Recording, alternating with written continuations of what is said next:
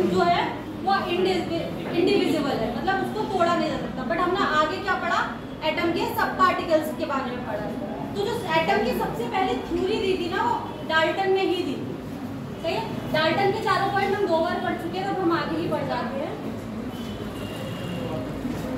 अब आते हैं हम लोग किस पे, कैथोड रे एक्सपेरिमेंट। इससे हमें किसी 2 चीजों के बारे में पता, एक तो कैथोड रेस के बारे में पता चला था कि एक रेस कुछ निकल रही है, सही है, और एक किस चीज के बारे में पता चला था, इलेक्ट्रॉन के बारे में पता चला था, सही है। कैथोड रेस के बारे में पता चला था, और कैथोड रेस किससे मिलकर बनी हुई थी, इलेक्ट्रॉन से मिलकर बनी हुई थी, यही तो पता चला था इसमें। हमने इसमें क्या किया था, लास्ट टाइम बोल रही हूँ, ध्यान से सुन लो सब लोग, अगर कल समझ में नहीं आया अभी समझ लो, इसके बाद दोबारा बार-बार एक ही चीज को नहीं रिवाइज कराया जा सकता, ठीक है। तो इसलिए याद करके चलो, कल हमने क्या पढ़ा तभी आगे से रिलेट कर पाओगे। हमने क्या ली, एक ग्लास ट्यूब ली थी, सही है। ग्लास ट्यूब में क्या भरी थी हमने, कोई गैस भरी थी, ठीक है। यहाँ से हमने क्या किया, यहाँ हमने एक वैक्यूम पंप लगा दिया था।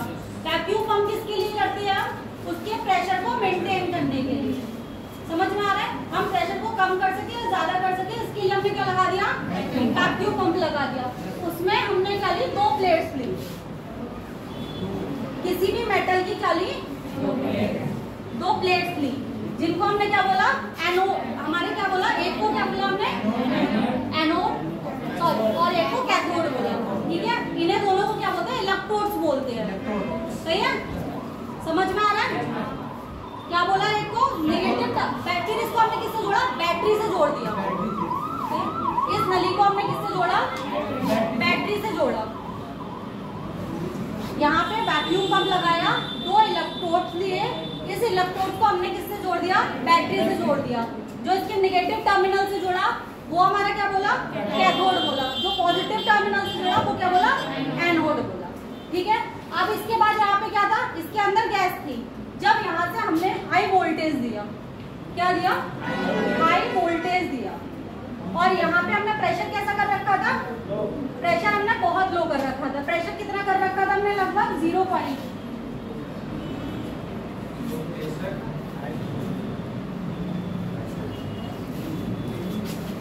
प्रेशर हमने यहाँ पे कितना कर रखा था, 0.001 mg/Hg, सही है, कितना कर रखा था लगभग, सही है। और गैस कोई सी भी भर लो, ठीक है, मतलब जो हीलियम हाइड्रोजन कुछ भी गैस भरी हो, गैस का तो इम्पैक्ट ही नहीं पड़ता। हमने पढ़ा नहीं था कल कि कैथोड रेज में हमारे गैस का इम्पैक्ट ही नहीं पड़ रहा, ना इलेक्ट्रोड के मेटल का इम्पैक्ट पड़ रहा है कि हमने इलेक्ट्रोड किस मेटल के लिए है और कौन सी गैस भरी, इस चीज का इम्पैक्ट पड़ेगा ही नहीं, ठीक है। इम्पैक्ट किस चीज का पड़ेगा, इसके हाई वोल्टेज होना चाहिए, और वहां पे क्या होना चाहिए, प्रेशर कैसा होना चाहिए, लो प्रेशर होना चाहिए, ठीक है।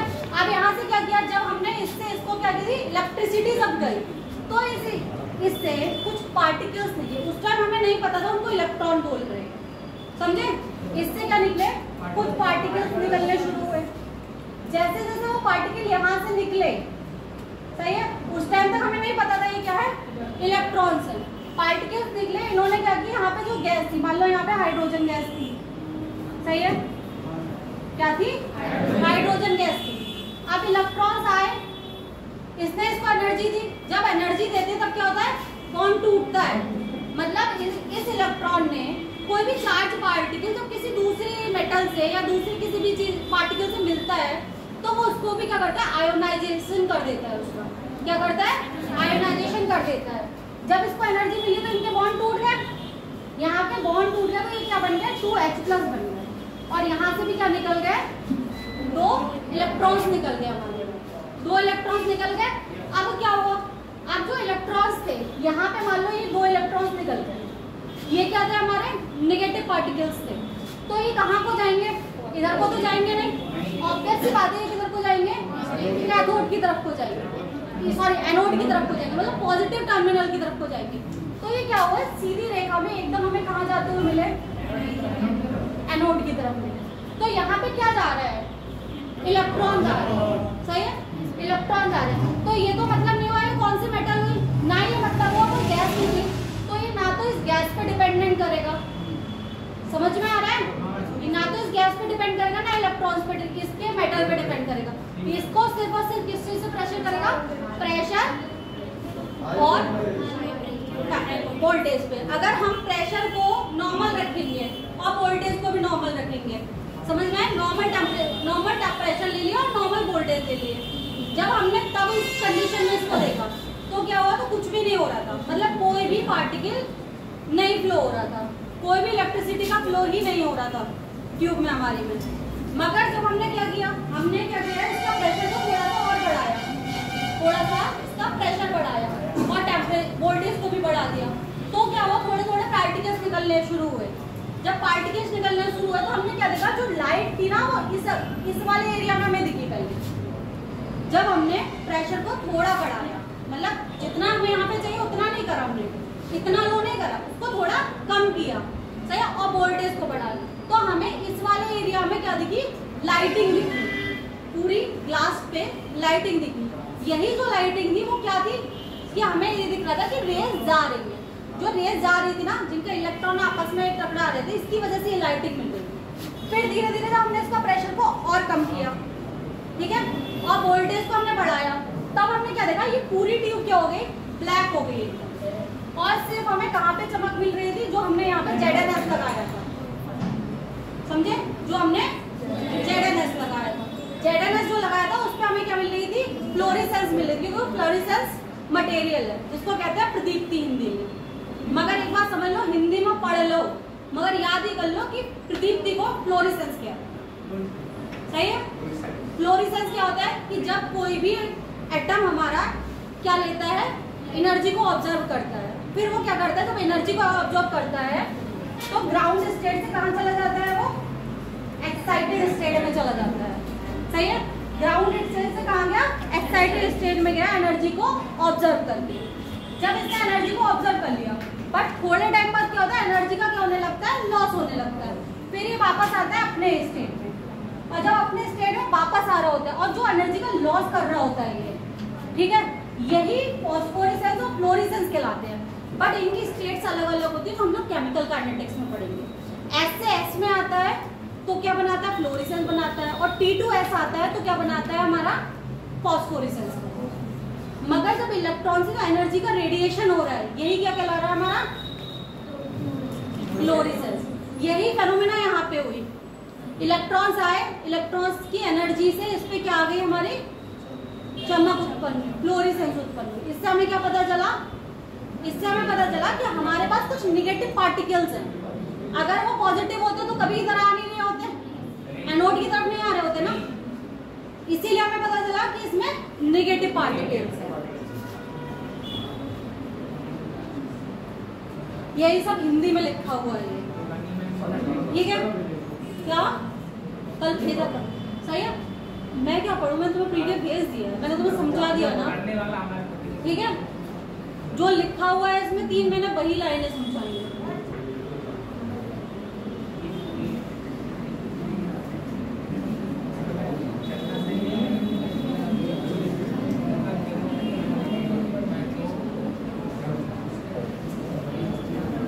हमने क्या बात करी, इसकी कैरेक्टरिस्टिक्स की बात करी कि इसमें कौन कौन से गुण हुए, सही है। तो पहला क्या था, स्ट्रेट लाइन में चल रहे हैं। स्ट्रेट लाइन में चलना हमने कैसे देखा था, कैसे स्ट्रेट लाइन में चल रही है हमें कैसे पता चलेगा, ये हमें ऐसे पता चला, देखो ये क्या बोला हमने कि कैथोड किरणें जो होती है वो कैसे चल रही है, स्ट्रेट लाइन में चल रही है। ये हमको कैसे पता चला, जब हमने कैथोड ट्यूब ली, सही है। ये मान लो एक क्लोज ट्यूब है हमारे पास, यहाँ पे हमारा पंप लगा हुआ है, सेम यहाँ पे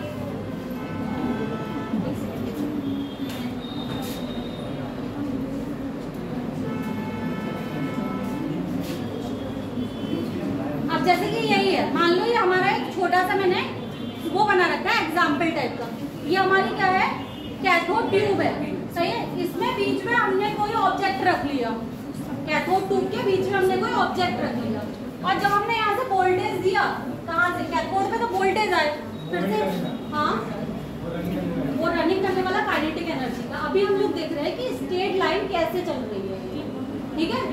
जब ये स्ट्रेट लाइन में चलने लगी तो क्या हुआ, यहाँ से जैसे ही इलेक्ट्रॉन्स निकलने लगे तो हमने क्या देखा, सिर्फ इतने, ये सब पे तो रोशनी रही मतलब, और इतना जो इसके पीछे वाला सीधे भाग था ना, जो इस ऑब्जेक्ट के पीछे लगा हुआ भाग था, वहां पे हमें इसकी परछाई दिखने लगी। परछाई कब बनती है? शैडो तो तभी बनती है ना जब लाइट उसके पार नहीं जा पा रही होती है, ठीक है। तो ये वही हुआ कि मतलब ये जो जगह है इससे तो बिल्कुल सीधे सीधे यहाँ से लाइट आ रही थी, सही है। यहाँ पे सब में लाइट रही, बट यहाँ पे क्या बन गई? हमारी शैडो बन गई। इट मींस क्या हुआ? कैथोड किरणें कैसे चल रही है हमारी? कैथोड किरणें कैसे चल रही है? सीधी लाइन में चल रही है, सही है, स्ट्रेट लाइन में चल रही है।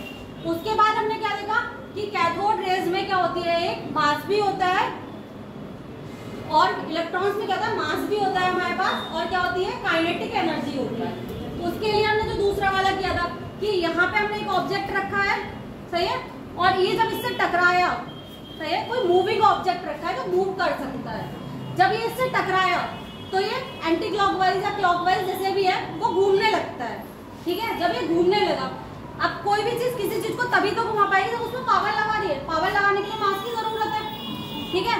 तो इसका मतलब इसके पास क्या है? हमारे पास मास है, और सेम अगर हम उसको काइनेटिक एनर्जी तभी दे पाएंगे अपनी एनर्जी उसे दे रहे हैं, तो हमारे पास काइनेटिक एनर्जी भी। इट मींस इलेक्ट्रॉन्स के पास क्या है? काइनेटिक एनर्जी भी और मास भी है, सही है। आगे बढ़ो। ये तो पढ़ी लगा कि फ्लोरेसेंस दे रही हैं, सही है। क्या बेटा? अब तुम्हें हिंदी नहीं आ रही? वही ट्यूब बेटा, ट्यूब, कैथोड रे ट्यूब जो हमने बनाई है, समझे? जो कांच की ट्यूब बनाई है, जिसको वैक्यूम करा है, जिसके अंदर प्रेशर को डाउन किया है, वही है विसर्जन नलिका। तुम हिंदी बोर्ड से सीबीएसई?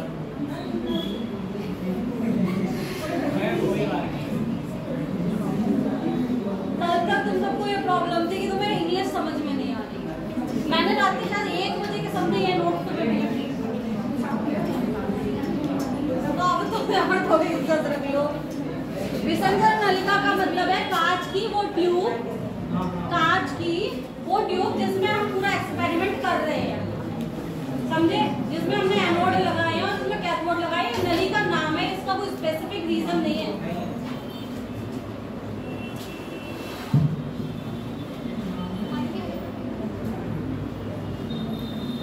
इलेक्ट्रॉन का आवेश को हमने किससे निकाला था? इलेक्ट्रॉन के आवेश को हमने पता करा था मुल्कन का ऑयल ड्रॉप जो एक्सपेरिमेंट होता है। ये तुम्हारे सिलेबस में नहीं है, बट शायद एनसीईआरटी में छोटा सा लिखा हुआ है, सही है, उसको पढ़ लेंगे मगर बाद में, अभी नहीं।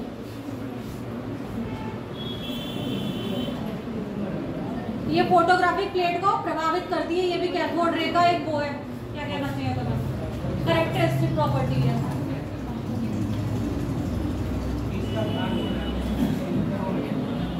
देखो इलेक्ट्रॉन का हमने क्या मिल गया था? चार्ज हमें किसने निकाल के दे दिया? मॉलिक्यूल ने निकाल के दे दिया। उसके बाद हमारे पास मास था।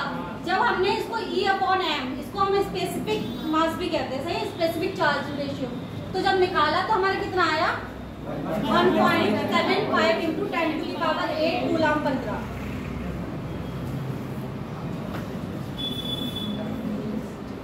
ये सब चीजें तो हमने पढ़ी लिखी है कल। एनोड किरणों पे आ जाते हैं। कैथोड आ गई समझ में? समझ में आया कि वो गैस और मेटल पे क्यों नहीं कर रही है?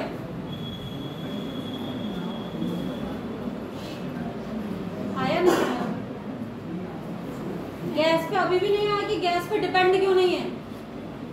भाई इलेक्ट्रॉन्स की बात हो रही है, गैस मॉलिक्यूल की तो बात ही नहीं हो रही है। गैस तो आयनाइज होकर पॉजिटिव फॉर्म में चली गई है, जिसकी बात हम कहाँ पे करेंगे? एनोड पे करेंगे, समझे? अब सेम हमने क्या किया, जब हमने कैथोड रे वाली हो गई, फिर हमने आई कैनाल रेस। कैनाल रेस का एक्सपेरिमेंट क्या था? मॉडिफाई था। कैथोड रेस के एक्सपेरिमेंट को हमने मॉडिफाई किया। हमने इसमें क्या किया? इसमें हमने जो कैथोड लिया, ठीक है, उसको हमने कैसा लिया है? उसको हमने लिया थोड़ा सा ऐसा, बीच बीच में जगह छोड़ के लिया। इसको कहते हैं पोरफायरिटी बोलते हैं शायद। उसको जब हमने कैथोड में क्या करें? छोटे छोटे छेद छोड़ दिए, जगह छोड़ दिया, गैप छोड़ दिया अभी, सही है।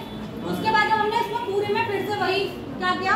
वोल्टेज किए, यहाँ से इलेक्ट्रॉन गए, इसने गैस को क्या किया, आयोनाइज किया।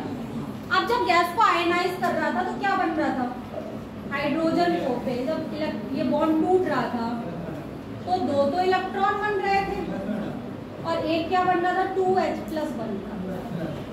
इसकी बात तो हम किस में कर चुके थे, जो इलेक्ट्रॉन्स की बात कर चुके थे वो हम किस में कर चुके थे, कैथोड रेज में कर चुके थे ऑलरेडी। इन्होंने स्टडी किस पे करना शुरू करी, इन्होंने तो दूसरी साइड स्टडी करना शुरू करी ना।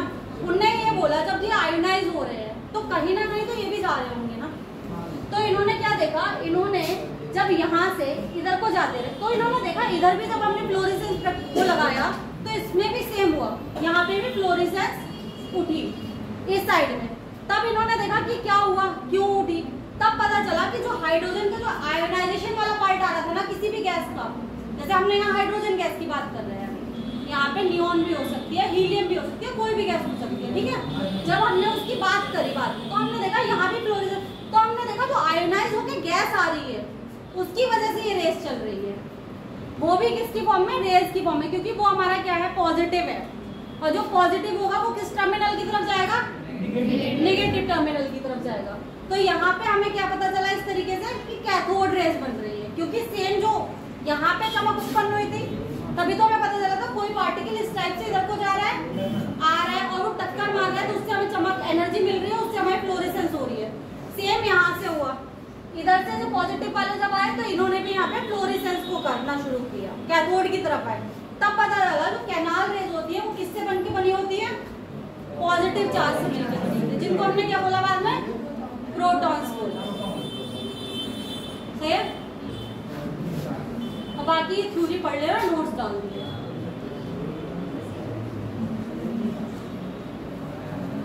उसके बाद ये इनकी वही गुण है कि वो सीधी रेखा में चल रही होती है, सही है, धनावेशित कर होते।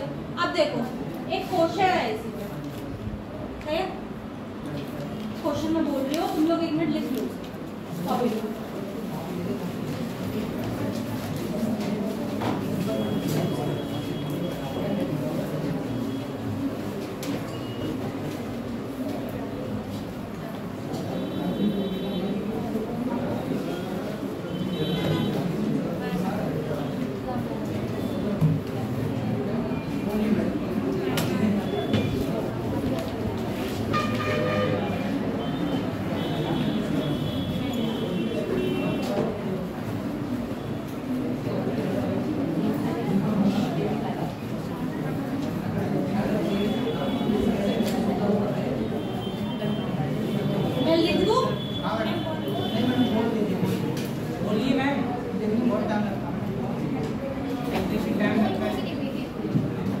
टाइम ही लगाने को बेटा यार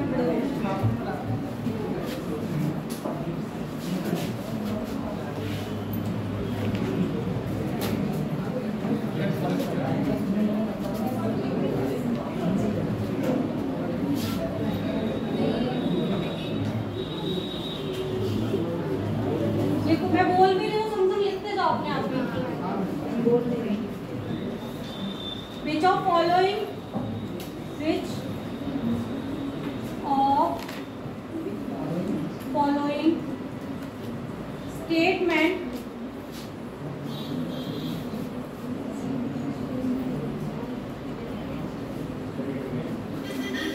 is incorrect? ये क्वेश्चन कॉपी पे लिखो क्योंकि ये नोट्स में नहीं है तुम्हारे, और ये एनसीईआरटी एग्जाम्पलर का क्वेश्चन है।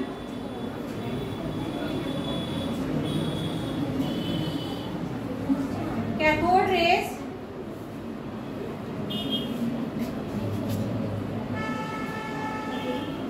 आर emitted out from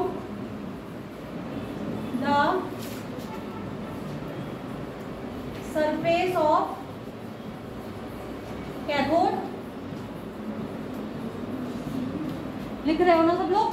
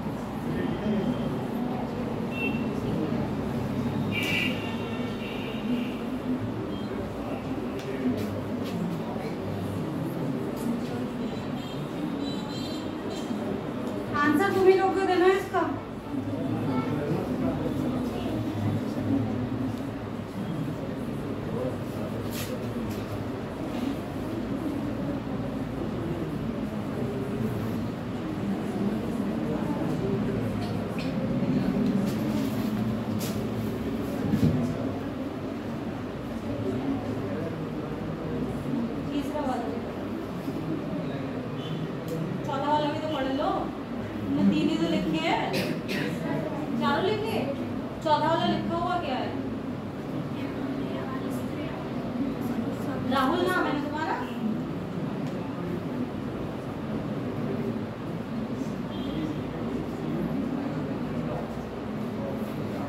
ये मोबाइल पे मत करो ना बेटा। मैं दिख नहीं रहा है। क्या नहीं आ रहा? बोलो, मैं बोल दूँ। यहाँ पे हैप्पियर देन कैथोड। बेटा इनकरेक्ट बताना है, ये ध्यान रखना।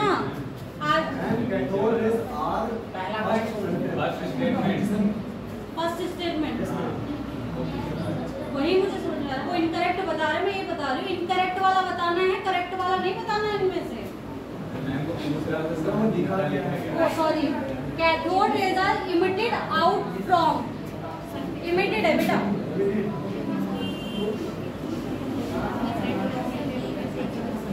सही है? आंसर बताओ ना, लिख लिया तुमने तो? कि जिसने लिख लिया एक बार अपना अपना आंसर बताओ तो कम से कम, कि तुम्हें कैथोड रेज समझ में भी आई है नहीं पाई है। बेटा प्रिया तुम बताओ आंसर। थर्ड वाला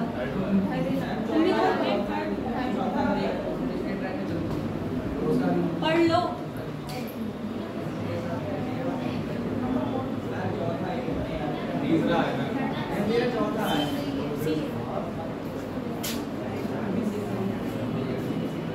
तुम्हारी निगाह सबसे पहले यहाँ से जानी चाहिए। हम बात किसकी कर रहे हैं? कैथोड रेज की बात कर रहे हैं।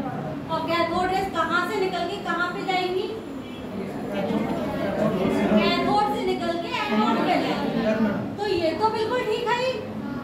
कहाँ से निकल रही? इमिट का मतलब होता है निकलना बेटा, समझे? इमिट का मतलब क्या होता है? निकलना। कैथोड रेज कहाँ से निकल रही है? यहाँ से निकल रही है। दूसरी बात, कैथोड रेज ट्रेवल स्टेट तो कर ही रही है, ये तो पता ही है। अब cathode rays are heavier than, मतलब sorry, anode rays are heavier. Cathode rays का पार्टिकल कौन सा है? इलेक्ट्रॉन। एनोड का प्रोटॉन। दोनों में भारी कौन सा है? प्रोटॉन भारी है ना, तो ऑब्वियसली हैवियर होंगी नहीं होंगी? तो ऑब्वियसली चौथा वाला, क्योंकि इसमें करेक्ट नहीं पूछ रहा है, इनकरेक्ट पूछ रहा है। समझे? आया था समझ में? हाँ बेटा। Anode rays are emitted out from the surface of. Anode लिखा है आपने, तो सरफेस से कहाँ निकल रही है एनोड की? भी तो देखो ना, एनोड रेज कहाँ से निकल रही है? सही तो लिखा है बेटा। कैथोड रेज सरफेस से निकल रही है। पूछो क्यों? कैथोड रेज तो प्लेट से ही निकल रहा है ना, इलेक्ट्रॉन। एनोड रेज का इलेक्ट्रॉन प्लेट से थोड़ी ना निकल रहा है, वो तो कहाँ से आया? गैस से आया ना, समझे? तभी तो दोनों कराने के बाद ही पढ़ाया। आया समझ में? ये एग्जाम्पलर का क्वेश्चन है एनसीईआरटी का, और ये आई थिंक तुम्हारे जेई में आया हुआ भी है। नीट का तो नहीं पता, बट जेई का है। आ रहा है समझ में? समझ में आ गई दोनों चीजें? कैथोड रेज कहाँ से निकल रही है? कैथोड प्लेट से, इलेक्ट्रोड से निकल रही है कैथोड वाली। बट एनोड रेज कहाँ से निकल रही है? गैस से। इसीलिए जो एनोड रेज होती है वो किस पे डिपेंड करेंगी? कि उसके अंदर कौन सी गैस भरी हुई है, उसका E/M चेंज होता रहेगा। सही है? बट एनोड, उसका कैथोड रेज का नहीं चेंज होगा।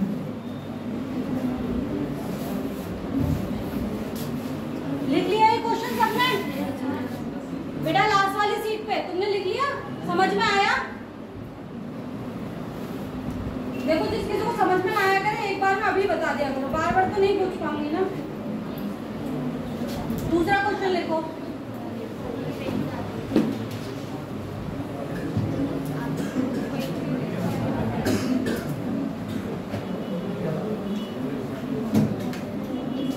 अगर कहीं पे लिखते हो समझ में ना आया ना तो पहले ही बता देना, मैं चेंज कर दूंगी।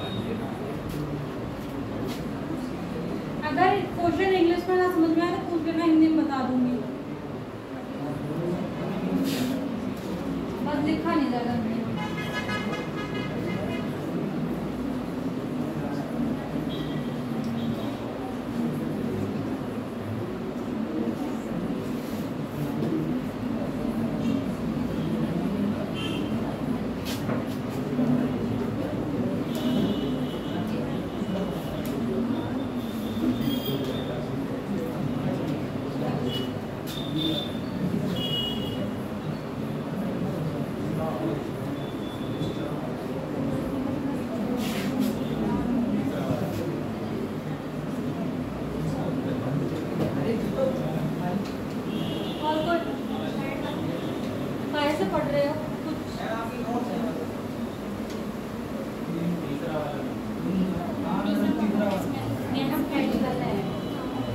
कौन सा वाला है?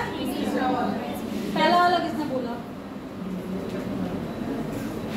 तीसरा वाला क्यों है? समझ में आया सबको? सिर्फ आंसर मत लिखना, समझ में आ रहा है? समझा दूं? अभी हमने कैथोड ट्यूब की बात करी थी, सही है? तो कैथोड, अभी पिछली लाइन हमने कैथोड रेज कहाँ से निकलती है? गैस से ही तो निकलती है, एनोड से तो नहीं निकलती। सॉरी, एनोड रेज कहाँ से निकल रही है? गैस से निकल रही है ना। उसको सिर्फ किस पे डिपेंडेंट करेंगे? इस पे डिपेंडेंट करेंगे। तो जो इसका चार्ज लगेगा, मास लगेगा, जो भी लगेगा, वो किसका लगेगा? इसका लगेगा, सही है? मटेरियल पे डिपेंड नहीं कर रही है, इसके भी नेचर पे डिपेंड कर रही है, तो ऑल ऑफ दिस तो होएगा ही नहीं। ठीक है, कर दूं? ऑल लिखो क्वेश्चन।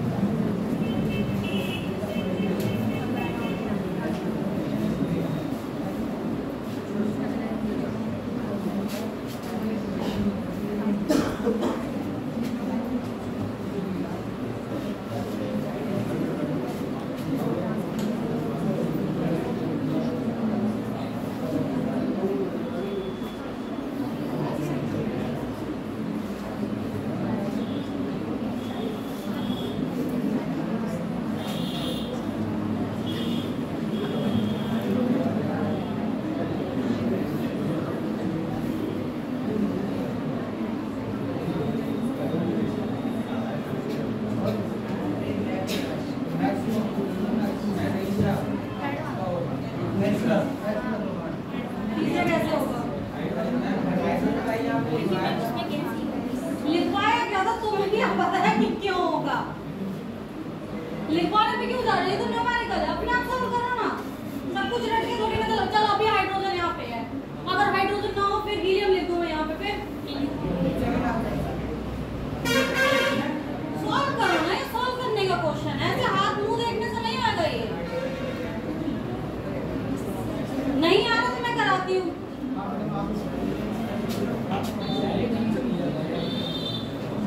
देखो, कोई भी चीज जब हम वैसे फ्रिक्शन फॉर्म में ले रहे हैं, सही है, तो वो मैक्सिमम कब हो सकती है? जब इसकी वैल्यू क्या हो? कम हो, मतलब लेस हो, और इसकी वैल्यू क्या हो? मतलब मैक्स हो। तब हमारा क्या होएगा? तब क्या होगा हमारा? तब इसकी वैल्यू कैसी आएगी? ज्यादा आएगी, सही है? अगर इसकी वैल्यू ज्यादा हो जाएगी तो इसकी वैल्यू कैसी हो जाएगी? पूरी होल बॉडी की कम हो जाएगी, क्योंकि हम डिवाइड करेंगे ना हाँ, इससे भाग कर रहे हैं ना जो भी, तो फिर उतना नहीं आएगा ना। आ रहा है समझ में कि इसका रेशियो ज्यादा कब आएगा? इसका आंसर मान लो, अगर एक में दो को भाग कर रही हूँ एक से, एक में दो को भाग कर रही हूँ 4 से, दोनों में से वैल्यू किसकी ज्यादा आएगी? पहले वाले की ज्यादा आएगी ना, क्योंकि यहाँ पे ये क्या है? इससे छोटी यूनिट है, और ये क्या है? इससे बड़ी यूनिट है, तो सेम इसमें हो जाएगा। अब हम लोग यहाँ पे क्या करेंगे? यहाँ पे हमारे लिए कितना चार्ज दिख रहा है? कितना चार्ज दिख रहा है?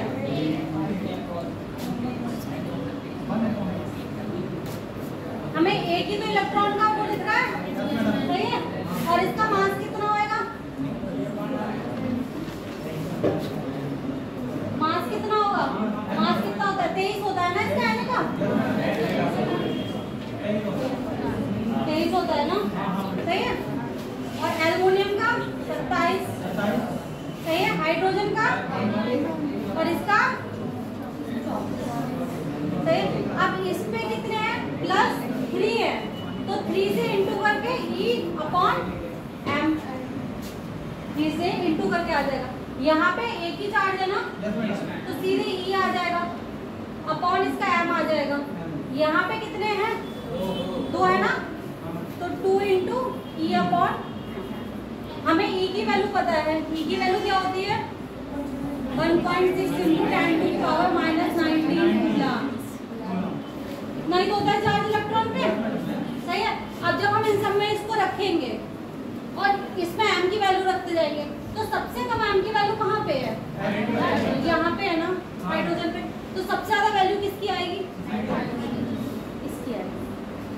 और ऐसा नहीं है कि हाइड्रोजन की ही वैल्यू आएगी, वैसे तो देखो मास सबसे कम है तो उसकी आएगी, मगर ये ध्यान रखना कि आगे भी सॉल्व करके ऐसे न्यूमेरिकल क्वेश्चन इनमें तो तुम्हें बहुत ज्यादा कोई वो तो करनी नहीं है, सबके मॉलिक्यूलर मासेस अधिकतर याद हो जाएंगे जब तक पेपर देने जाओगे, धीरे धीरे धीरे करके, ठीक है। मान लो अभी नहीं भी याद, वैसे 12th पास आउट हो याद होंगे, और वरना धीरे धीरे करके लिखते जाओगे तो याद भी हो जाएंगे तुम्हें। बस चार्ज की वैल्यू लगानी है, जितना चार्ज हो उसे ई से इंटू करना है और नीचे क्या रखना है, मास रखना है, सही है। आया समझ में, लास्ट में आया आंसर, क्या आया आंसर, क्या आया इसका,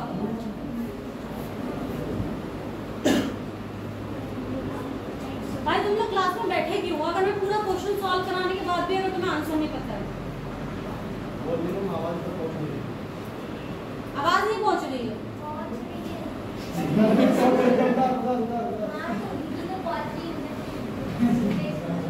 बोल रही हो तुम, हाइड्रोजन बोल रहे हो ना, तो सही है।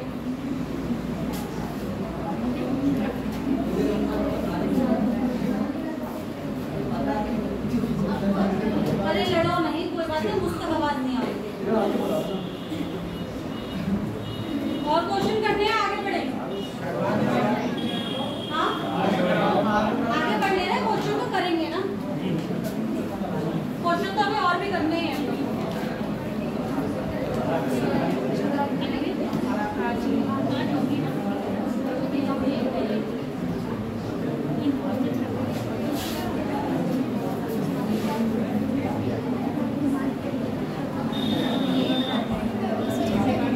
अब ये कैथोड एनोड से अगर कोई भी क्वेश्चन आएगा तो न्यूमेरिकल या फिर वैसा ई अपॉन एम वाला कर लोगे आराम से, सही है। भाई अब भी अगर किसी को नहीं आ रहा तो प्लीज मुझसे बाद में अकेले में पूछ लेना। न्यूट्रॉन की खोज मैंने कल बताई दी थी, चैडविक ने कैसे की थी, बेरिलियम पे किसकी बमबार्डिंग करी थी, अल्फा पार्टिकल्स की करी थी, सही है। अल्फा पार्टिकल्स की बमबार्डिंग करी तो क्या निकल गया था, एक पार्टिकल निकला था जिसको बाद में न्यूट्रॉन कह दिया गया था, जो क्या होता है, न्यूट्रल होता है, जिसपे कोई चार्ज नहीं होता, सही है। और मास क्या होता है, इसका सबसे ज्यादा होता है, सही है। ये एक टेबल बनी हुई है जिसमें दिया हुआ है किस किसने इसकी खोज करी है, क्या क्या इसकी डोनेशन, मतलब कैसे इसको सिंबलाइज करते हैं, कि नाइट्रोजन को कैसे लिख रहे हैं, प्रोटॉन को कैसे लिख रहे हैं, न्यूट्रॉन को कैसे लिख रहे हैं, ठीक है। ये हिंदी मीडियम वाले में थोड़ा सा ज्यादा लिखा हुआ है, तो एक बार इंग्लिश वाले भी पढ़ लेना है जितना समझ में आए, ठीक है। इसमें लैंग्वेज थोड़ी ज्यादा, क्योंकि प्रॉपर बुक से बना हुआ नोट्स है तो थोड़ा ज्यादा लिखा हुआ है, सही। इसमें क्या आ गया, चार्ज आ गया और सबके मास आ गया। हमने ये थॉमसन का तरबूज मॉडल कर पढ़ा था, समझ में आया था, सही है। इसमें से बताओ क्या क्या इसकी ड्रॉबैक्स क्या थे, इलेक्ट्रॉन की पोजीशन को नहीं बता पाया था और परमाणु की क्या नहीं बताया था, स्टेबिलिटी को नहीं बता पाया था। दोबारा इसको समझाने की जरूरत है दोबारा से, रदरफोर्ड को बोलो, अगर बोलोगे तो समझाने 2 मिनट लगेंगे, और नहीं समझ में तो आगे बढ़ो, बता दूं, ठीक है। एक हमने कोई भी बॉक्स लिया, उसके अंदर हमने कोई भी रेडियो एक्टिव पार्टिकल रखा। रेडियो एक्टिव पार्टिकल क्या होते हैं, उससे क्या निकल रहा होता है, अल्फा रेडियो एक्टिव जो भी मेटल होता है उससे अल्फा पार्टिकल्स का क्या निकल रहा है, रेडिएशन निकल रहा होता है, ठीक है। उसके सामने हमने एक प्लेट लगा दी थी, पीवी की प्लेट लगा दी थी, उसमें क्या कर लिया था, होल कर लिया था छोटा सा, जिससे कि ये जो अल्फा पार्टिकल थे वो सीधे सीधे यहाँ पे जा रहे थे। यहाँ पे हमने ये लगाई थी गोल्ड फॉइल, क्या लगाई थी, ये क्या थी, गोल्ड की प्लेट थी हमारे पास,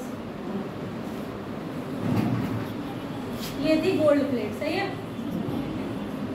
इसमें क्या है, बहुत सारे एटम्स हो गए, सही है। यहाँ पे हमने पीछे फोटोक्रोमिक प्लेट ले ली थी जिसपे हमारा ZNS लगा हुआ था। अब क्या हुआ, जब यहाँ से हमने पार्टिकल्स को यहाँ पे भेजना शुरू किया, जब ये यहाँ से निकल के जा रहे थे तो इन्होंने क्या देखा कि गोल्ड के जो वो आधे से ज्यादा सब क्या था, पूरी तो ये यहाँ से अल्फा पार्टिकल्स आ रहे थे, वो सीधे सीधे यहाँ जाते रहते थे, ठीक है। बहुत थोड़े से अल्फा पार्टिकल्स क्या हुआ, इधर को चले गए और बहुत ही कम पार्टिकल इस तरीके से चले गए। तो इस चीज से इन्होंने क्या क्या पता कर लिया था कि एक तो जो अल्फा पार्टिकल्स का नेचर कैसा होता है, पॉजिटिव होता है, क्योंकि हीलियम का न्यूक्लियस होते हैं, तो ये +2 चार्ज होता है। ये क्या होता है, अल्फा पार्टिकल क्या होता है, हीलियम का न्यूक्लियस होता है, सही है। अब जब यहाँ से निकल गए ये और इन्होंने क्या देखा, यहाँ पे इसका मतलब क्या हुआ, जो इनका नाभिक है वो कैसा है, जो न्यूक्लियस है वो कैसा है, ठोस है, सही है, और बहुत छोटी सी जगह में है। मोस्ट ऑफ पार्ट क्या है एटम का, खाली है, तभी तो जो यहाँ से रेज आ रही थी वो बिल्कुल सीधे सीधे निकल गई बिना किसी डेविएशन के। और जो छोटा सा डेविएशन हुआ वो किसकी वजह से हुआ होगा, न्यूक्लियस की वजह से हुआ होगा। और न्यूक्लियस से डेविएशन हो रहा है अट्रैक्शन की वजह, इट मींस क्या हुआ, न्यूक्लियस क्या हुआ, पॉजिटिव हुआ, यही तो हुआ। इट मींस न्यूक्लियस क्या हुआ, पॉजिटिव हुआ, क्योंकि हमें पता है अल्फा पार्टिकल्स हमारे कैसे हैं, पॉजिटिव है। हाँ बेटा, अल्फा पार्टिकल्स पॉजिटिव होते हैं, हीलियम का न्यूक्लियस ही तो होता है।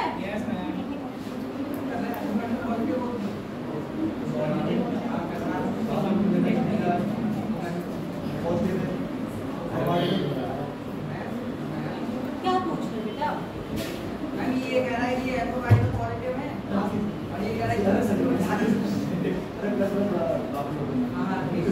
ठीक है, बाद में पूछना, नहीं पूछना। इन्होंने 3 चीजें क्या क्या बता दी थी, ये कल वाला ही पढ़ रहे हैं, पढ़ लो, सही है, जल्दी जल्दी।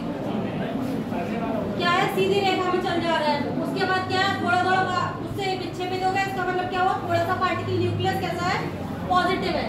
इसमें इन्होंने बता दी कि न्यूक्लियस में जितना भी चार्ज है वो कैसा है, पॉजिटिव है, कोई भी नेगेटिव चार्ज नहीं है, अधिकांश भाग खाली है, बीच में ठोस है। इन्होंने इसमें 2 चीजें और बताई थी, एक तो एटम का साइज बताया था और एक बताया था न्यूक्लियस का साइज। एटम का साइज कितना था, एटम का साइज था 10 टू द पावर -10 जो हमें पहले, और इन्होंने न्यूक्लियस का साइज उसके बाद क्या बताया हमें, 10 टू द पावर -15, मतलब न्यूक्लियस बहुत ही छोटा है, समझे, मीटर में बहुत ही छोटा है। और क्या बताया कि इलेक्ट्रॉन जो है वो सर्कुलर मोशन में घूम रहे हैं, बट इनका यही वाला जो पॉइंट था वो इसकी स्टेबिलिटी को नहीं बता पाया, क्योंकि जब भी, अब इनके बाद होता है मैक्सवेल, उन्होंने क्या देखा, उन्होंने इनसे पूछा कि ये इलेक्ट्रॉन जो है हमारे, जब ये एक्सीलरेटरी मोशन कर रहे हैं, मतलब कंटिन्यूअसली मोशन कर रहे हैं, जब कोई भी मोशन कर रहा होता है पार्टिकल, तो वो क्या कहता है, एनर्जी को लॉस कर रहा होता है, एनर्जी को क्या कर रहा होता है, लॉस कर रहा है। अब जब इलेक्ट्रॉन यहाँ गोल गोल गोल घूम रहा है, सही है, मान लो एक गोला है, सही है, इसमें हमारा बीच में क्या है, ये न्यूक्लियस है और यहाँ पे हमारे इलेक्ट्रॉन घूम रहे हैं। तो जब इलेक्ट्रॉन, जब तक हमारे पास हम फुल ऑफ एनर्जी होते हैं, तब तक हम क्या करते हैं, दूर दूर भाग सकते हैं किसी भी चीज से। तो ये तो ऐसे ऐसे घूम रहा है, धीरे धीरे इसकी एनर्जी लॉस होती गई, एक टाइम क्या आएगा कि ये बिल्कुल एनर्जी बचेगी नहीं, न्यूक्लियस में आके मिल जाएगा। हाँ, तो यहाँ पे हमारी एटम की स्टेबिलिटी को डिफाइन ही नहीं कर पाए। इनके बाकी सारे पॉइंट्स को हमने क्या कर लिया था, करेक्ट थे, हमने मान लिया सारे पॉइंट, बट ये वाला जो पॉइंट था इनका, उसको ये नहीं कर पाए थे एक्सप्लेन अच्छे से कि ऐसा क्यों हो रहा है कि इलेक्ट्रॉन नाभिक के चारों ओर क्यों घूम रहा है और किस तरीके का मोशन कर रहा है, उस चीज को ये नहीं कर पाते, ठीक है। तो यही इनके उसके क्या आ गए थे, ड्रॉबैक्स आ गए थे।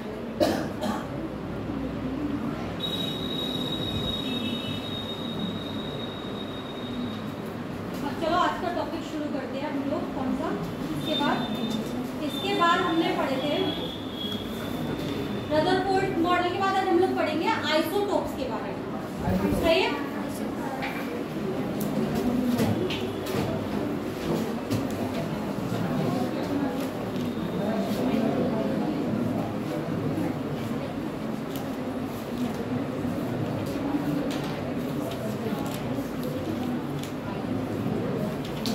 इसे हिंदी में क्या बोलते हैं,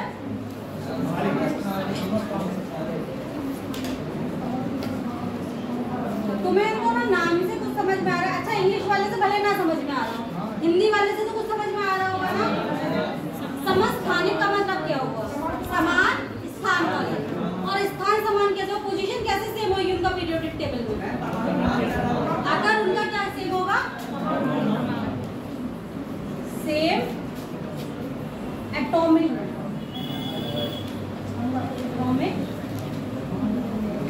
एटॉमिक नंबर सेम होने से क्या मतलब है, इनकी क्या चीज सेम होंगे, पोजीशन तो सेम होगी। एटॉमिक नंबर किससे पता चलता है,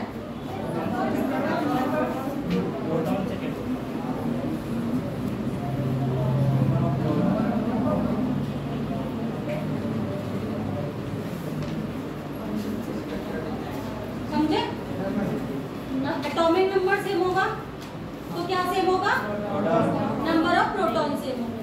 नंबर ऑफ प्रोटॉन सेम होंगे, number of atomic number same होगा, तो पीरियोडिक टेबल में इनकी पोजीशन सेम होगी। अब डिफरेंस की बात करते हैं, डिफरेंस कहाँ पे होगा,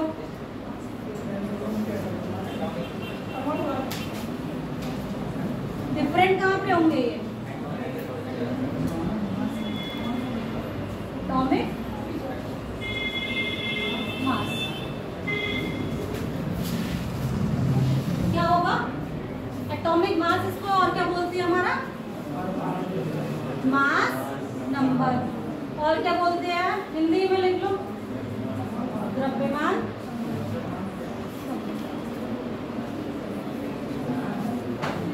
नोट्स लिखते जाना जो लिख रही हो, सही है।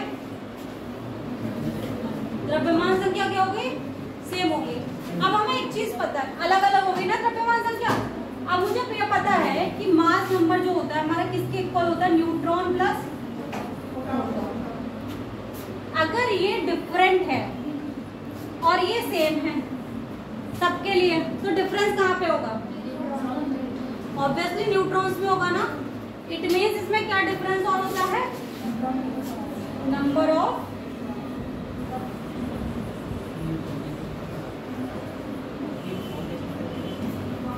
क्या अलग अलग होगा,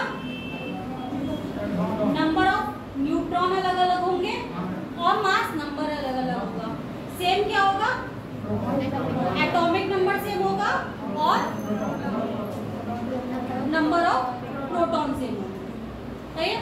नंबर ऑफ प्रोटॉन सेम होने की वजह से इनकी पोजीशन सेम होगी। मतलब ऐसा नहीं है कि हम आइसोटॉप्स को पीरियोडिक टेबल में अलग अलग दिखाएंगे, आइसोटॉप्स हमेशा एक ही जगह पे दिखते हैं। जैसे कि आइसोटॉप्स में हम एग्जांपल्स देखेंगे,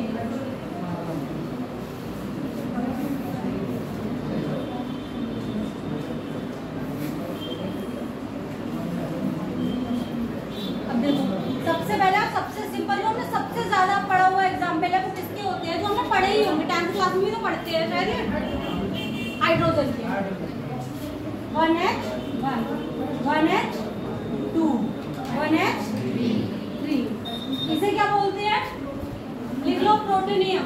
1H1 को क्या बोलते हैं, प्रोटोनियम। 1H2 को क्या बोलते हैं, ड्यूटेरियम। 1H3 को क्या बोलते हैं, ट्राइटेरियम। समझे? ये दोनों कैसे होते हैं, स्टेबल है, और ये कैसा है,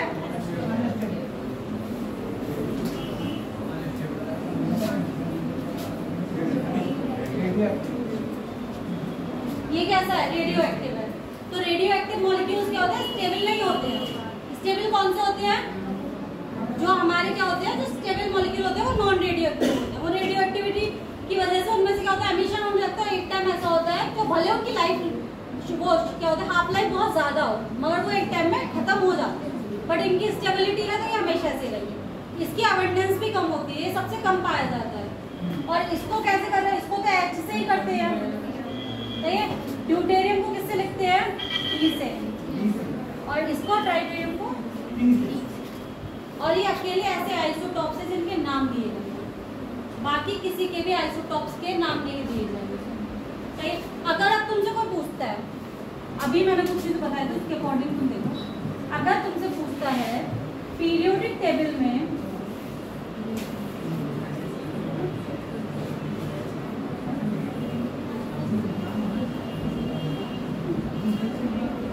1H2 की पोजीशन क्या होगी, पोजीशन क्या होगी, बताओ। कौन से ब्लॉक में होगा, कौन सा पीरियड में होगा, कौन से ग्रुप में होगा, क्या होगा। अगर कोई ऐसे पूछ ले पीरियोडिक टेबल में? एस ब्लॉक में होगा। कहाँ पे होगा? हाइड्रोजन का क्या होता है? फर्स्ट ग्रुप का फर्स्ट एलिमेंट, सेम उसका आ जाएगा, फर्स्ट ग्रुप का फर्स्ट पीरियड का फर्स्ट एलिमेंट। समझे? पीरियोडिक टेबल में जहाँ हाइड्रोजन होगा वहीं ड्यूटेरियम होगा, वहीं क्या होगा? ट्राइटेरियम। तो इन सब में सबसे ज्यादा नेचुरल अबंडेंस किसकी पाई जाती है? नेचुरल अबंडेंस क्या होती है? नेचर में जिस रूप में पाया जाता है हमारा कोई भी एलिमेंट, वो उसकी नेचुरल अबंडेंस होती है। समझे? इसकी नेचुरल अबंडेंस सबसे ज्यादा होती है, उसके बाद इसकी होती है और सबसे कम इसकी होती है। ऐसे ही कुछ एग्जाम्पल्स और लिखो।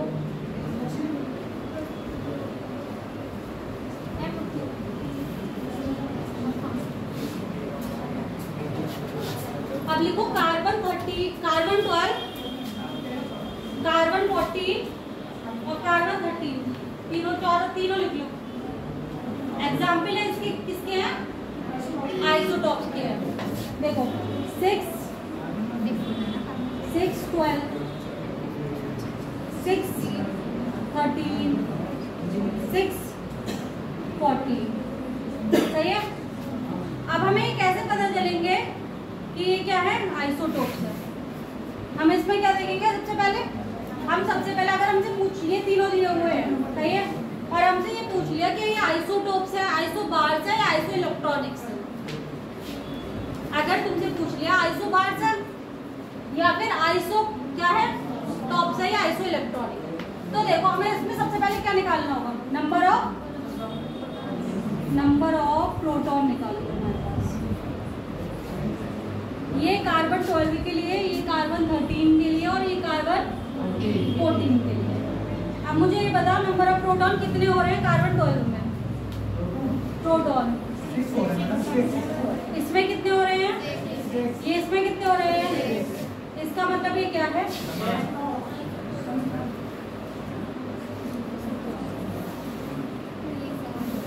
पोजीशन क्या होगी इसकी पीरियोडिक टेबल में? सेम तो होगी कितनी? पीरियोडिक टेबल याद नहीं है? पी ब्लॉक में होगा। सही है? चलो आगे पढ़ेंगे, पीरियोडिक टेबल ही पढ़ेंगे इसके बाद तो पीरियोडिक प्रॉपर्टीज ही हमारी। ठीक है, अब हम इसमें कितने नंबर ऑफ क्या निकालेंगे?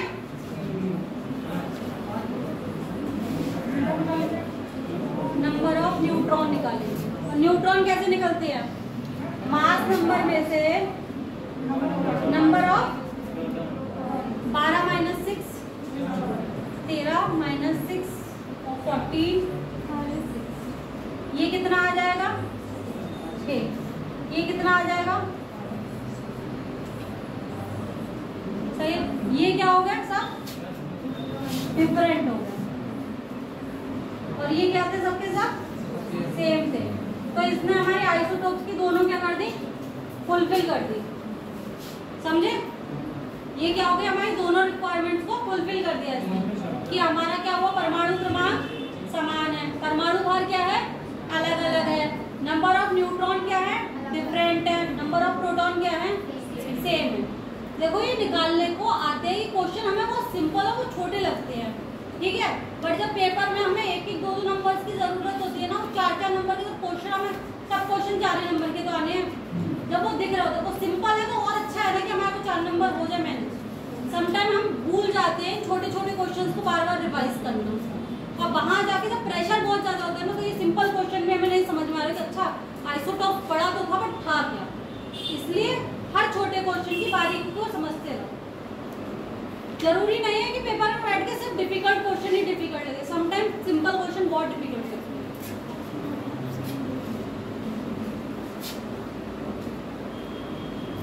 अब देखो इसका दूसरा एग्जाम्पल, इसके और एग्जाम्पल भी लिखो, ऐसे ही लिख लो। एक तो नाइट्रोजन के लिखो, नाइट्रोजन के 2 आइसोटॉप्स होते हैं, एक तो 14S 7 and 14 और दूसरा होता है 7 and 15।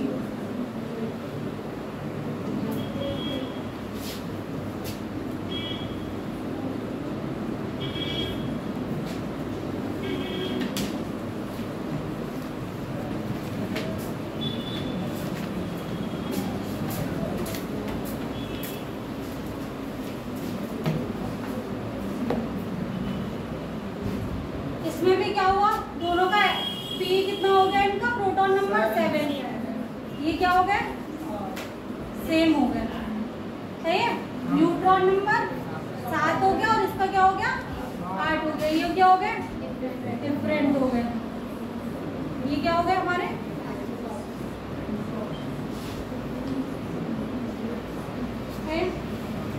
क्लोरीन के भी लिख लो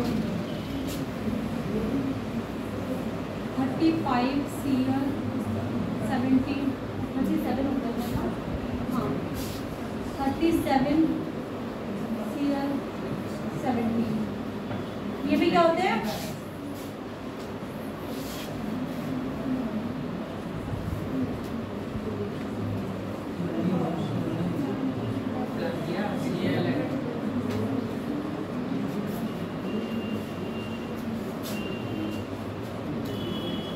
ऑक्सीजन के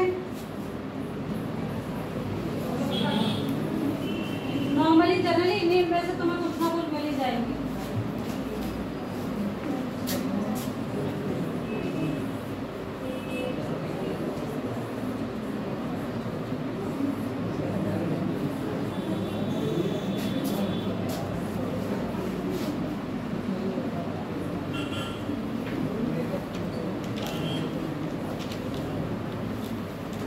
अब अगर इनकी विशेषताएं बताएंगे तो विशेषताएं तो हमें पता ही है कि इनका मास नंबर डिफरेंट होता है और एटॉमिक नंबर सेम होता है। इसकी वजह से क्या होता है, इनका पोजीशन सेम होती है। अब मास नंबर डिफरेंट होने की वजह से क्या होता है, इनकी फिजिकल प्रॉपर्टीज कैसी होती है, डिफरेंट होती है। फिजिकल प्रॉपर्टीज डिफरेंट है, इसीलिए तो कुछ रेडियो एक्टिव है और कुछ नॉन रेडियो एक्टिव है, सही है। बट इनके क्या है, एटॉमिक नंबर सेम है तो नंबर ऑफ इलेक्ट्रॉन्स भी सेम होंगे, तो क्या करती है, केमिकल रिएक्शंस बिल्कुल सेम देती है। अगर मान लो मुझे CO2 बनानी है, सही है, तो मैं यहाँ पे कार्बन 12 भी ले सकती हूँ, 13 लूँ या 14 लूँ। कार्बन का कोई सा भी वो ले लूँगा आइसोटोप, हमें फाइनल प्रोडक्ट क्या मिलेगा, CO2 ही मिलेगा, क्योंकि इनकी केमिकल रिएक्शंस सेम होती है, सही है। डिफरेंट किसमें होता है, फिजिकल प्रॉपर्टीज में चेंज होता है, समझे। आगे बढ़ जाओ। अब डालो आइसोबार्स।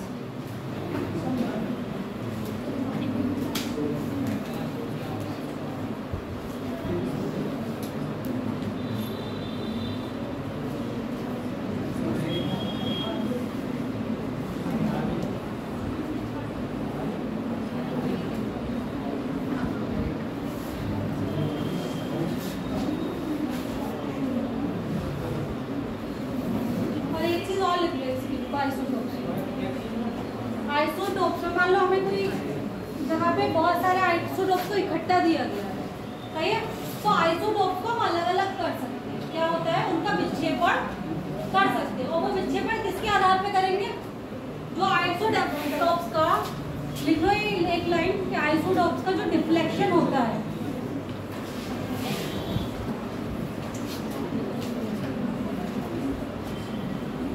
आइसोटोप्स का जो डिफ्लेक्शन होता है, जिसको हम कहते हैं हिंदी में विक्षेपण, सही है। ये क्या होता है, इनवर्सली प्रोपोर्शनल होता है किसके, मास के। आइसोटोपिक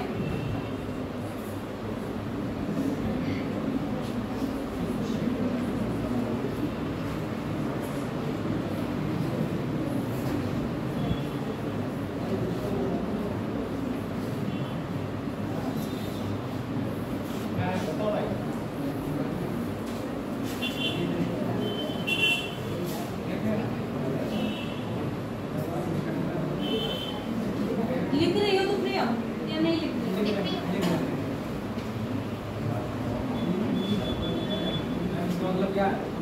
विक्षेपण में अलग अलग किया जा सकता है। आइसोटोपिक मास का मतलब है कि मान लो एक हाइड्रोजन का मास कितना था, इतना था, और इसका कितना था, इतना था। दो आइसोटोप्स का अलग अलग मास हुआ, तो जिसका मास कम होगा, जिसका मास कम होगा उसका विक्षेपण क्या होगा, ज्यादा होगा, सही है। और जिसका मास क्या होगा, जिस इसका मास ज्यादा होगा, वो क्या हो जाएगा, कम हो जाएगा। अब देखो अगर हमें किसी भी एक न्यूक्लियर रिएक्शन दी हुई है, सही है, और न्यूक्लियर रिएक्शन में हमसे ये पूछा जाए इसको आइसोटोप्स कैसे मिलेंगे। किसी भी न्यूक्लियर रिएक्शन को परफॉर्म करा रहे हैं, जो हम न्यूक्लियर केमिस्ट्री में पढ़ेंगे, ठीक है, अच्छे से। न्यूक्लियर रिएक्शन को हम किसी भी नाभिक को लेते हैं, रेडियो एक्टिव को,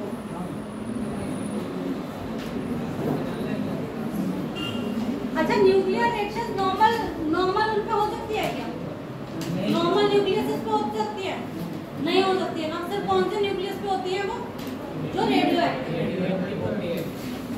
अब जब इससे हम एक अल्फा पार्टिकल निकालेंगे, सही है, एक अल्फा पार्टिकल का मतलब क्या होता है? एक अल्फा पार्टिकल का मतलब क्या होता है? इतना निकाल देना है, मास में से क्या निकाल देना है, 4 कर देना है, डिवाइड निकाल देना है इसमें से। ये कितना बचेगा, और यहाँ से 2 निकाल देना है, सही है, कितना बचेगा, और ये कितना m के बराबर हो जाएगा, सही है। फिर हम एक अल्फा पार्टिकल और इसमें से निकाल, वो बीटा है नहीं, हाँ लिखो,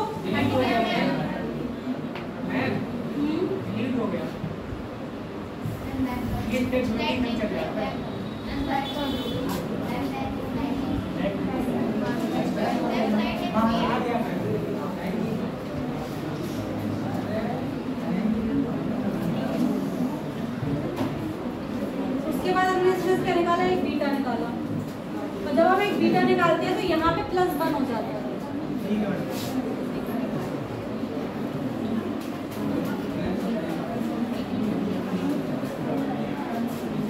फिर एक बीटा निकालेंगे,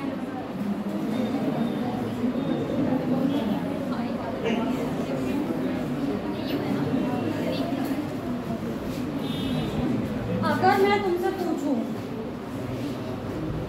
ये वाला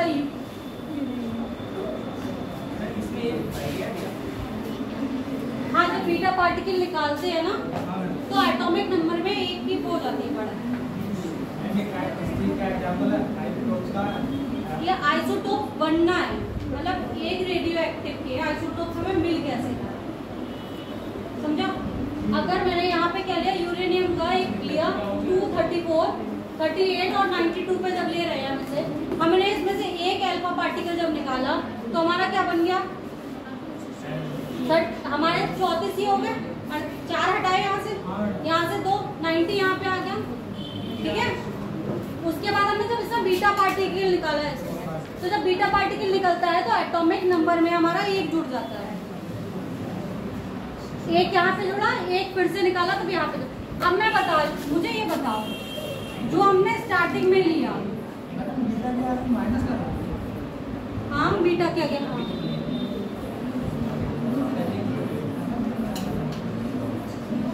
ये दोनों क्या है,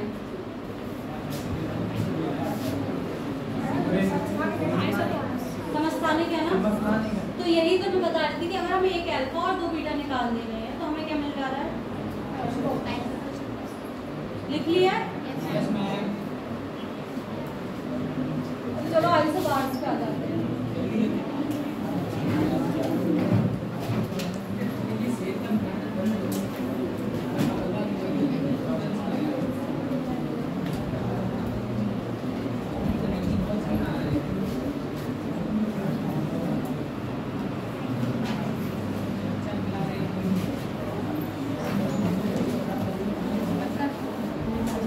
संभारित का मतलब क्या हुआ, संभारित का मतलब समान भार वाले, मतलब मास क्या हो गया उनका, मास नंबर क्या हो गया, सेम हो गया, और एटॉमिक नंबर क्या हो गया, डिफरेंट हो गया। मास नंबर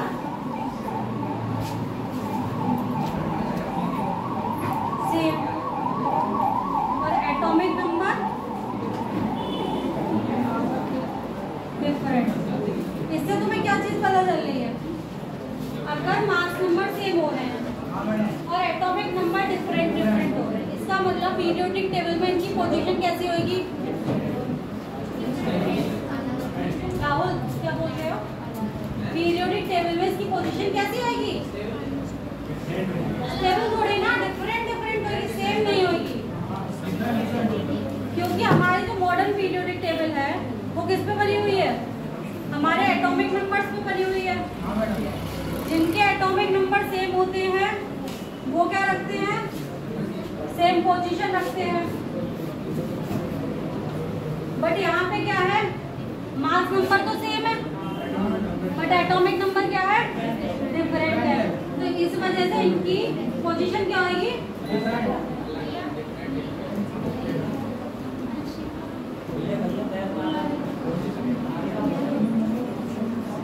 क्या दोनों जो मॉलिक्यूल्स होंगे हमारे, जो ये आइसोबार्स होंगे, क्या वो सेम एलिमेंट होंगे? नहीं होंगे, डिफरेंट होंगे। क्यों नहीं होंगे सेम एलिमेंट? क्योंकि उनका एटॉमिक नंबर ही डिफरेंट है। और कोई भी एटम किस पे डिपेंड कर रहा होता है? उसके सिंबलाइजेशन में एटम किस पे डिपेंड कर रहा होता है? Atomic number. अगर दो चीजों का एटॉमिक नंबर अलग अलग है तो वो दोनों एलिमेंट क्या है हमारे? अलग अलग।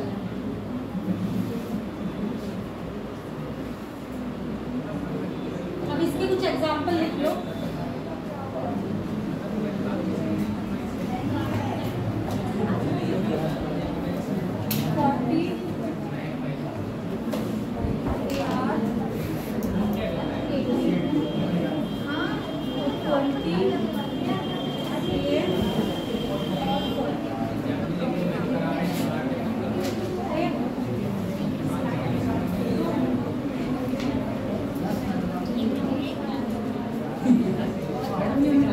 हैंग हो गया।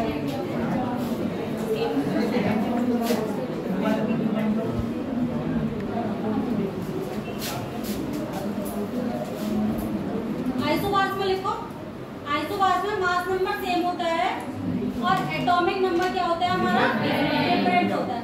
एग्जाम्पल्स अभी आर्गन का और कैल्शियम का बताया मैंने। आर्गन और कैल्शियम और नाइट्रोजन 14 और 7 एटॉमिक नंबर लिखो नाइट्रोजन का और मास नंबर 14 लिखो। और कार्बन 6 एटॉमिक नंबर में 6 लिखना, 14 लिखना किसमें? मास नंबर में। अब देखो इनके क्या है? एटॉमिक नंबर डिफरेंट हो गए तो लिखो different place in periodic table. Periodic table में इनकी जगह क्या होती है? अलग अलग होती है।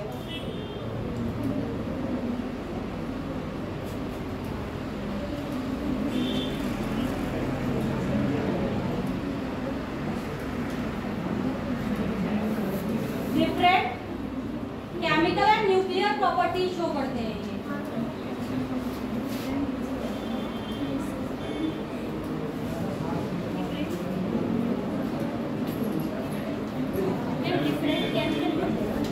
Different chemical and nuclear properties show करते हैं।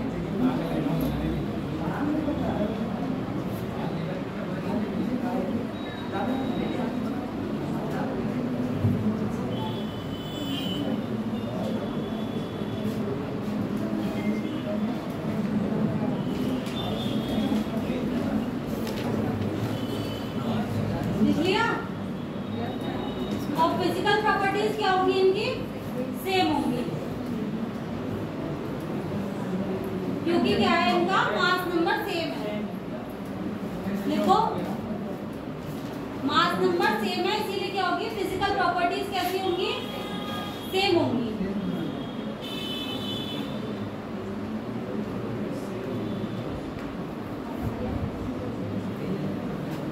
एक सिंबल एक्स का सिंबल बनाओ।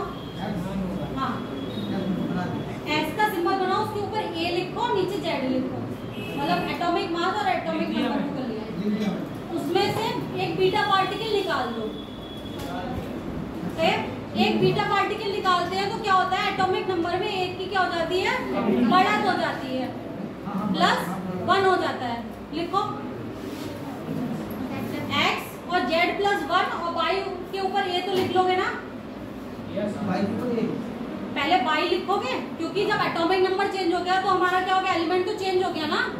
तो एक्स की जगह बाई लिखो और बाई के ऊपर ये लिखो और नीचे क्या लिखोगे? जेड +1। तो इसका जो मास नंबर रहा वो दोनों का क्या रहा, मास नंबर दोनों में ए रहा हमारा सेम रहा, और हमारा एटॉमिक नंबर क्या हुआ, डिफरेंट हुआ ना, +1 ज्यादा हो गया।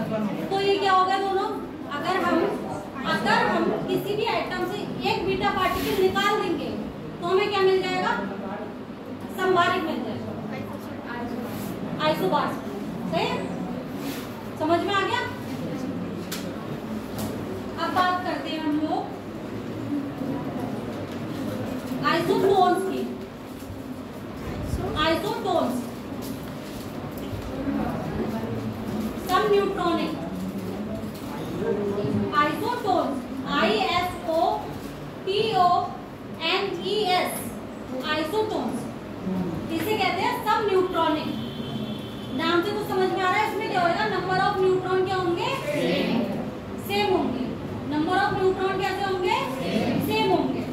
तो अब इसके एग्जाम्पल अगर हम लिखेंगे तो हमें क्या देखना होगा कि इसमें हमारे नंबर ऑफ न्यूट्रॉन सेम आ रहे हैं। ठीक है, तो इसमें लिखो नाइट्रोजन और ऑक्सीजन, लिखो नाइट्रोजन और ऑक्सीजन, और नाइट्रोजन का लिखो 7 और 15, एटॉमिक नंबर 7, एटॉमिक मास 15। ऐसे ही सेम लिखो 8 ऑक्सीजन पे और 16 ऊपर। सही है, अब इसमें नंबर ऑफ न्यूट्रॉन निकालो, दोनों में कैसे आएंगे, सेम आएंगे ना, इसीलिए इसे क्या कहेंगे, आइसोटोन्स कहेंगे। ये एक अलग नाम है, देखो आइसोटोप्स भी पूछ सकता है, आइसोबार्स भी पूछ सकता है, बट अगर तुम्हें इंग्लिश में आइसोटोन्स लिखा हुआ है तो तुम्हारे दिमाग में स्ट्राइक करना एकदम नहीं चाहता कि न्यूट्रॉन्स की बात करें, तो इसलिए इन चीजों को पॉइंट्स को अलग अलग लिखते चले। समझे, अगर कोई तुम्हें न्यूक्लियर रिएक्शन एक दे दे रहा है, ठीक है, और उसमें तुम्हें पूछ लिया, तो जब अगर मान लो एक अल्फा पार्टिकल और 2 बीटा पार्टिकल निकाल दे तो हमारा क्या बन गया था, आइसोटोप्स बन गए थे। मान लो सिर्फ एक बीटा पार्टिकल निकाल दिया, उसमें क्या बन गया था हमारा, आइसोबार। तो ये न्यूक्लियर केमिस्ट्री में भी पूछ सकता है कि जो प्रोडक्ट है और जो रिएक्टेंट हमारा बन रहा है फाइनल रिएक्शन के बाद, वो हमारे क्या है, आपस में उनका रिलेशनशिप क्या है। समझे, और हमेशा ध्यान रखना जो हमारे आइसोटोप्स होंगे वो एक सेम एलिमेंट है। आइसोटोप्स क्या है, सेम एलिमेंट है। आइसोबार्स क्या है, डिफरेंट एलिमेंट है। उनके सिंबल्स ऑलवेज क्या होंगे, डिफरेंट होंगे। अगर मान लो मैं एक एग्जांपल के तौर में, जैसे अभी x और y में मैंने लिखा, ठीक है, तो हम दोनों जगह x नहीं लिख सकते थे। क्या नहीं लिख सकते थे, x नहीं लिख सकते थे। क्यों नहीं लिख सकते थे, क्योंकि उन दोनों की पोजीशन ही चेंज है, दोनों की पीरियोडिक टेबल में पोजीशन चेंज है, इसलिए वो दोनों क्या हुए, डिफरेंट एलिमेंट्स हो गए। सही है। अब नाइट्रो, जब तुमने ऐसे ही सब न्यूट्रॉनिक की बात करी, सब न्यूट्रॉनिक कभी आइसोटोप्स हो सकते हैं, सब न्यूट्रॉनिक कभी आइसोटोप्स हो सकते हैं।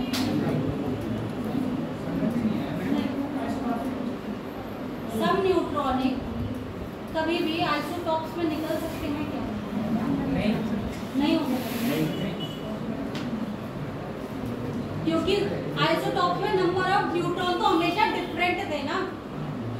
अगर मान लो कि एक स्टेटमेंट तुम्हें लिखा हुआ आ रहा है कि तुम्हें करेक्ट स्टेटमेंट पकड़ना है, और 2 तुमने ए और बी दे दिए, उसने लिख दिया ए और बी आपस में आइसोटोप्स भी है और आइसो न्यूट्रॉनिक भी है, तो क्या ऐसा पॉसिबल है, नहीं पॉसिबल है, क्योंकि नंबर ऑफ न्यूट्रॉन्स ही तो डिफरेंट है आइसोटोप्स में।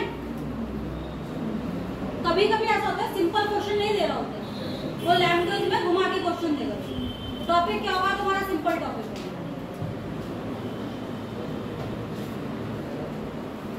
लिख लिया था आइसोटोन्स किसे कहते हैं, अब लिखो आइसोडाइस्फीयर।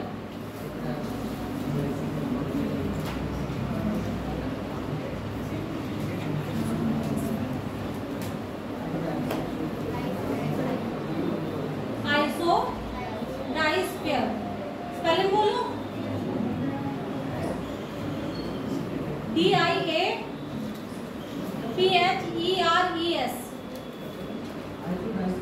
हाँ,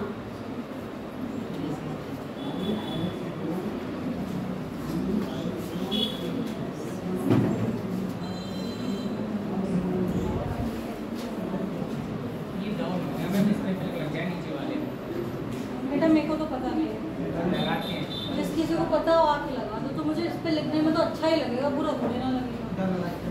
अगर पता है तो लग, चलो तुम्हारी किस्मत अच्छी लाइट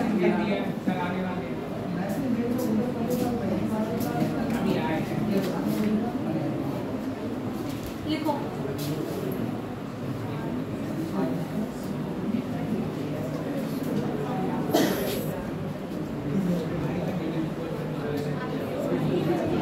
इनमें क्या होता है, डिफरेंस ऑफ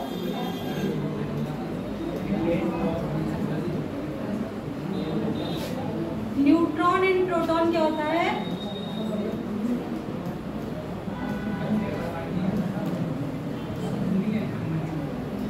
अगर दो एलिमेंट मेरे पास दिए हुए हैं, ठीक है, उनके न्यूट्रॉन्स निकालेंगे हम, प्रोटॉन्स निकालेंगे, दोनों का डिफरेंस लेंगे।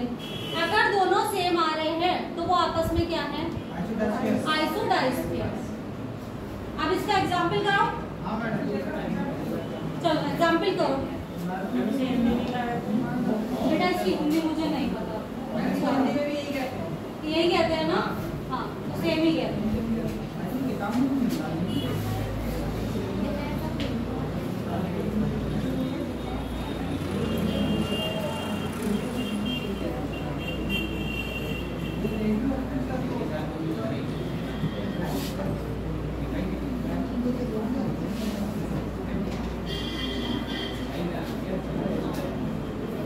इसमें निकालो और इसमें निकालो, नंबर ऑफ न्यूट्रॉन निकालो, नंबर ऑफ प्रोटॉन निकालो, जल्दी से बताओ मुझे।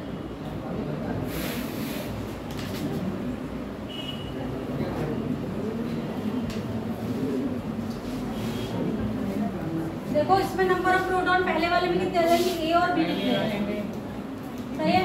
प्रोटॉन कितने हो जाएंगे, पहले वाले में 92 और 90। नंबर ऑफ न्यूट्रॉन निकालने के लिए क्या करते हैं, मास में से क्या कर देते हैं, नंबर ऑफ प्रोटॉन को घटा देते हैं।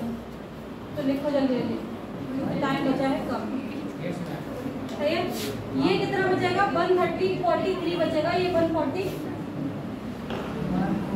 बचेगा, सही है। अब हम न्यूट्रॉन और प्रोटॉन का डिफरेंस निकाल लेंगे। Neutron minus proton for a के लिए निकाला जाएगा, तो कितना आ गया ये 143 और 92, ये कितना आया हमारे पास 51। सेम बी के लिए निकाला 1, ये दोनों क्या आ गए, सेम आ गए ना दोनों, 51 आएगा ना, सेम आए दोनों। सॉरी वो लिखा हुआ समझ में नहीं आ रहा, तो 51 है बेटा,